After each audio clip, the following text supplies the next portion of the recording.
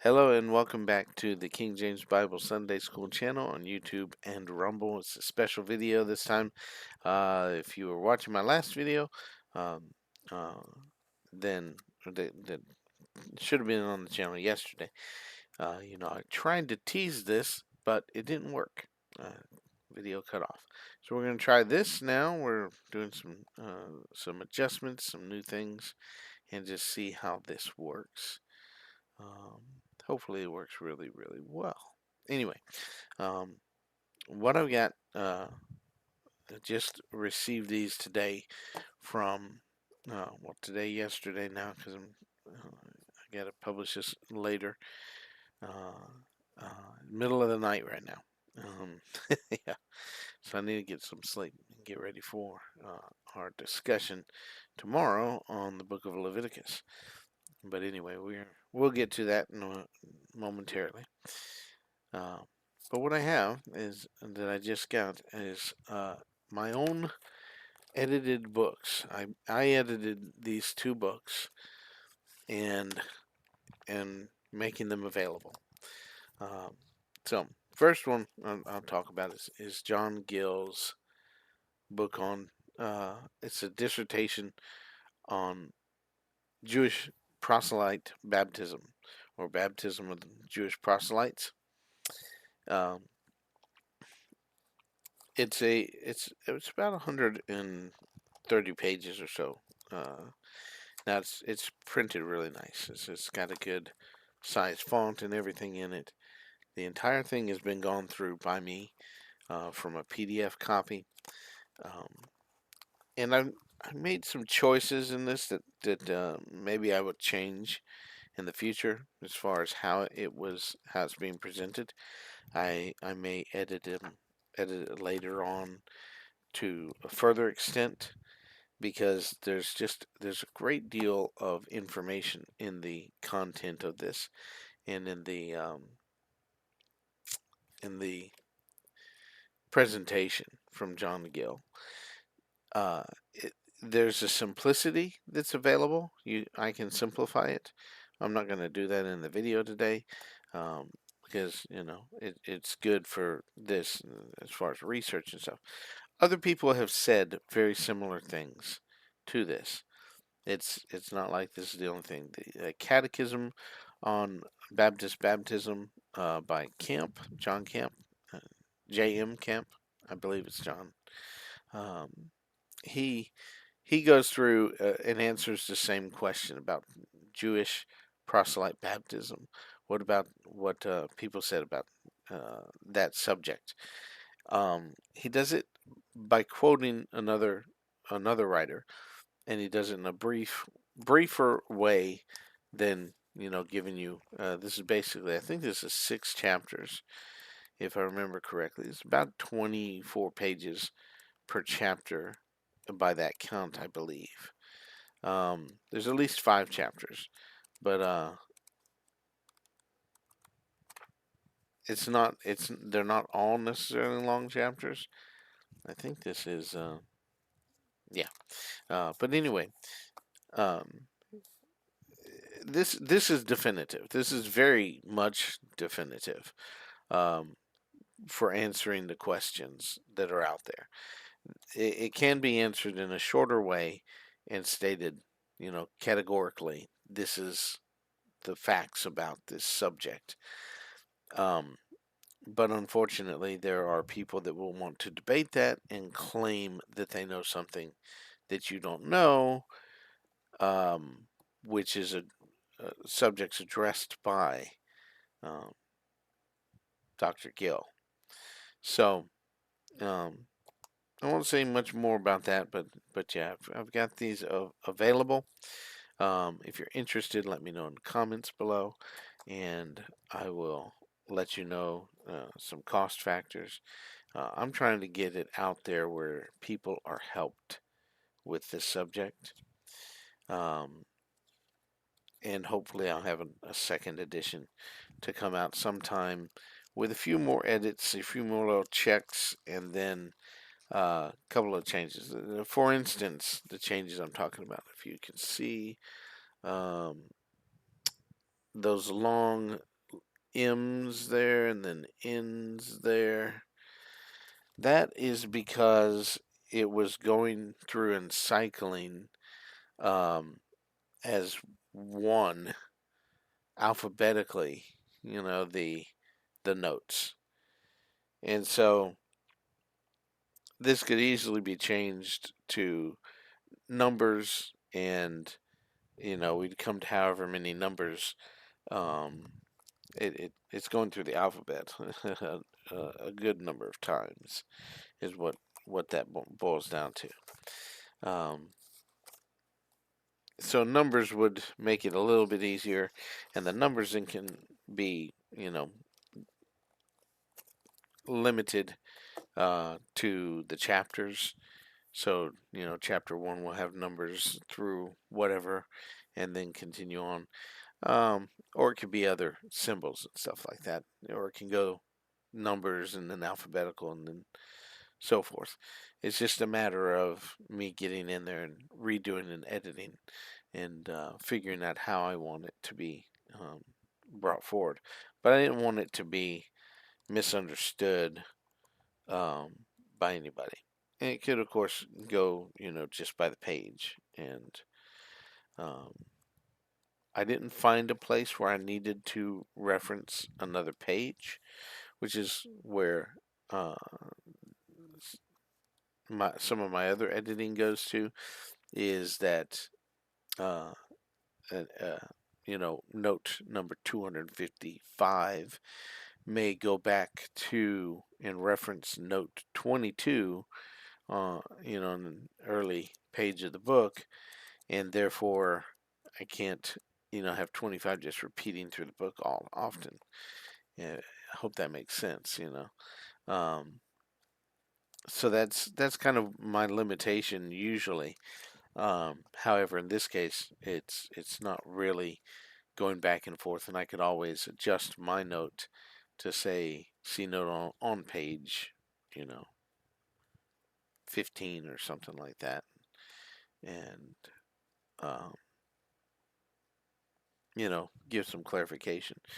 Uh, but yeah, that's just my explanation for it. If you do get it and you see these notations and you're thinking, why would he do it that way?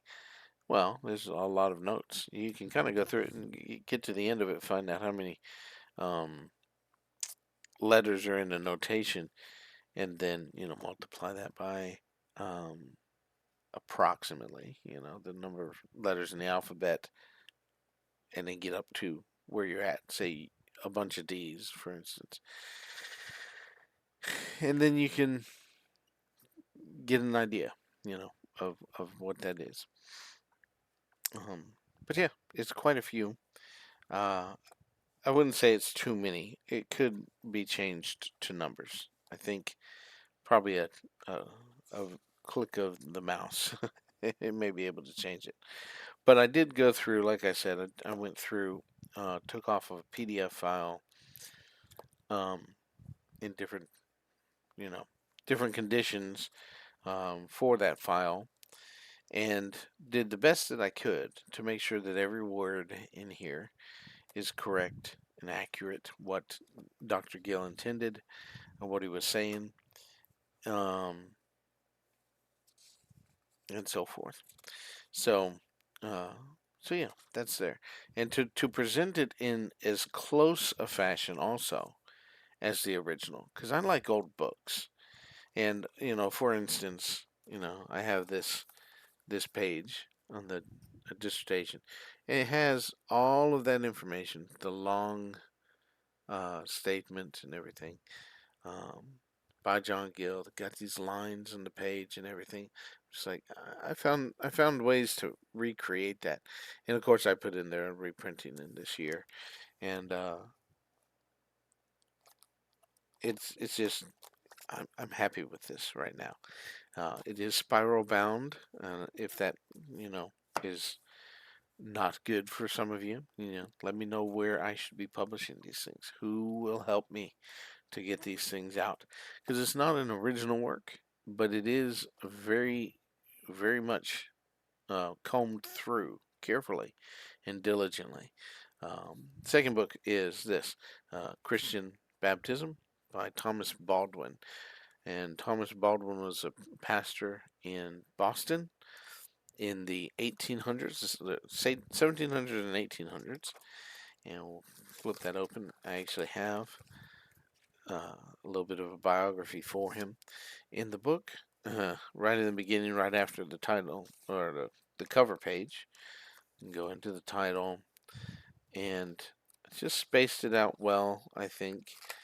And again, went to uh, old book feel. This is the way essentially that it was printed and published. So, um, very interesting to me. Uh, I enjoy that. And I don't think all of books were done that way, but uh, necessarily. We find different things. But I'm trying to recreate as best I can what you see in the photocopy. And of course, adding my little note to begin with, and then going through uh, the book. It's a fairly good typeset. It's in great condition. I'm very happy with the way that this turned out. Not that I'm dissatisfied with the printing process for this one, but I messed up and made one little tiny mistake that irritates me. But anyway, this book on Christian baptism is a fantastic book. It's possibly one of the best treatises I've seen for the size of it. It's a in my count, we got 43 pages um, to finish it, and like I said, it's bound spiral. It's not too thick, not too much uh, to try to deal with. Going through the information, but like I said, this is one of the best of the size treatise that it is to present the specific things that need to be addressed and answered, referred to, and it does it in a very brief way, very appealing way. It's written as a letter to a friend kind of thing. Um, so it's presented in a very beautiful way. Um, and I got a few copies of it. So it's going to be available. Again, contact me if you are interested in it. I'll make sure it goes in some bubble wrap so it doesn't mess up that um, beautiful spiral.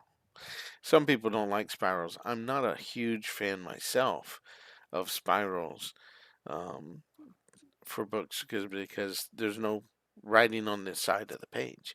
However, it will open up and lay flat for you, and you can, you know, as opposed to glue bound books that stand up. And I have another one on the way that's the larger work. This is what took me so long to get these available, is because I was working on all three of these at the same time and a few other things. And the larger work, of course, uh, I'll show that when I get it and present it. Uh, it will be, in fact, a little different binding um, rather than spiral. But we'll see. We'll see what we can do about it. Okay. Um, and and I'm thinking about some different ways. If the spiral is very popular and appealing, this other book that I've got is it's not really turning out the way that I was trying to get it to turn out. So we had to do it this particular way and just got a few copies. So it's a tremendous resource, very helpful to anybody, any pastors out there, Sunday school teachers, Baptists, anywhere. Um, Christian baptism. Thomas Baldwin is a Baptist, by the way, and John Gill, if you didn't know, was a Baptist. So it's a Baptist commentary on these things. And that book, I'm going to show it to you when I get it um, sometime next week. And and we'll kind of go through some of the features of that, because that may take just a little bit longer to kind of explain some of the details and things of that nature. But again, let me know if you're interested, and let me know if you have some suggestions on who should be a printer. For who should I contact to print these things. I got some ideas in my mind, but I'm working on how to do it. I don't want to do the thing of reprinting by photocopy, which tends to um, leave blank things and stuff like that.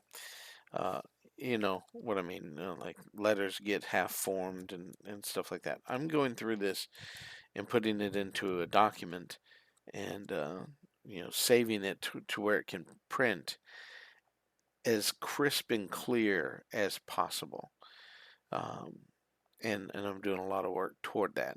So uh, that's where I'm at.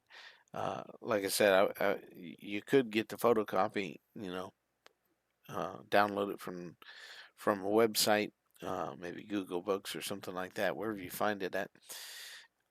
Or you might find it, as a web page read, and something like that I'm looking at doing as a book. I prefer the look, the hold of the book, the size of the book and things like that, rather than trying to scroll through a page on the websites.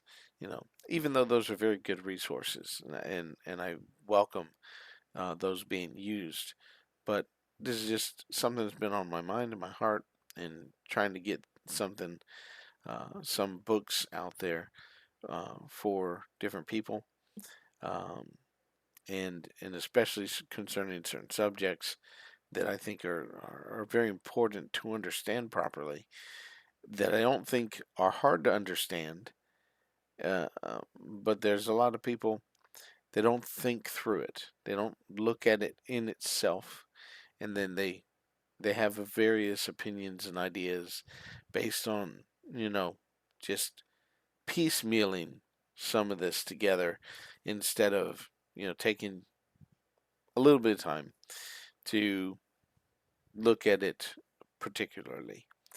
One of the ways to look at it particularly is in a book like this, where it's presenting the details. Um, and we go and we read commentaries and stuff like that that are written by whoever they're written by, and then they make a comment, maybe about Jewish proselyte baptism. As somebody makes a comment, many modern commentaries today would sit there going and talking about it as if it's established fact, and and not even looking into the subject whatsoever, not looking into any of the questions about it really. They just make comments based on something they heard, something they read of recent date, and even some older stuff that some people read that are less than critical of the concept. So anyway, it's a very interesting book, very interesting read. Um, and like I said, the dissertation on the baptism of Jewish proselytes is a full comment on it. The book on Christian baptism by Thomas Baldwin is very brief overview and clear presentation of the needful points in the subject and in the issue. So I'll leave it at that. We'll close up, but look forward that next video coming um, whenever it's available, of course, and we'll let you know. And I'll try to uh, come to some conclusions about pricing too. Again, I'm not trying to make a killing or anything out of this. I'm trying to get this book out and available to people today, because it's important, and and too many people, Christians, Bible believers, teachers and leaders and pastors and stuff like that, are limited in their time for a variety of reasons, or they're limited in their scope of what they see. what they see available. So, and part of the reason many people will never read this book is because it's not in publication right now. It's like I said, it's 1800s, and John Gill is well known, but many people will buy his books, put it on the shelf, and they'll never come across that dissertation. It's in part of his theology books, systematic theology, basically, a handbook on practical divinity, I think is what it's called. Um, and many people won't see it because it's an appendix to it, and so therefore they don't get to that point. And then another number of people won't read it because the size of the font is far too small. A lot of books these days, unfortunately, have a very small print because you want to get a lot onto the page if you can. And I understand the reasons why, but the font is quite small. If you go back to the PDFs, it's going to be probably a smaller font. Um, the photocopies of these things, and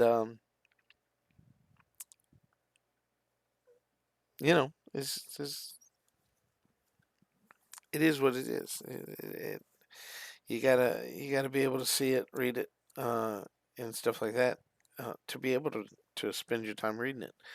Um, and anyway, so I'm working on things like that. If you think that's valuable, let me know in comments below. Let me know if you think I could be spending my time doing something else better. Uh, I don't know.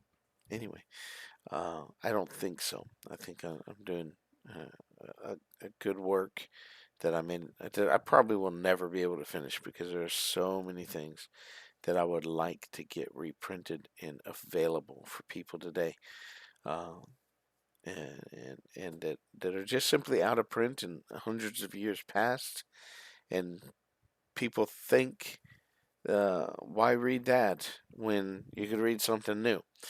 And if you read the old, you realize why.